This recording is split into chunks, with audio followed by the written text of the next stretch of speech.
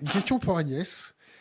Est-ce que le Maghreb est toujours perçu par les Saoudiens comme les Roumains de seconde zone européens? Est-ce que le Maghreb est perçu par le Moyen-Orient comme des Arabes de seconde zone?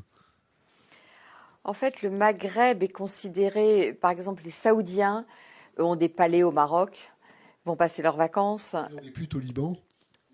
mais aussi au Maroc, euh, sont considérés comme des endroits, pour certains d'entre eux, qu'on peut acheter. C'est le cas du Maroc et de la Tunisie. L'Algérie, c'est plus compliqué parce que les Ça reste un Algériens, vrai pays. Ils ont voilà, un vrai ils se caractère. laissent pas, ils se laissent pas Et acheter. puis les Algériens, Mais on ne voit pas au Yémen parce que les 10 ans de guerre civile qu'on ville, a eu, c'est la faute des Saoudiens. absolument. Donc Et c'était. donc c'est vrai que Merci. J'attendais, je voulais vous emmener vers ça.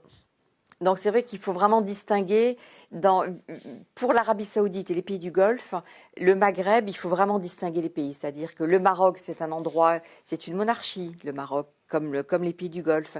Souvenez-vous, au moment des révolutions arabes, l'Arabie Saoudite a proposé au Maroc et à la Jordanie de rejoindre le Conseil de coopération du Golfe au nom de ces monarchies qui ont le même mode de fonctionnement et qui peuvent s'entendre.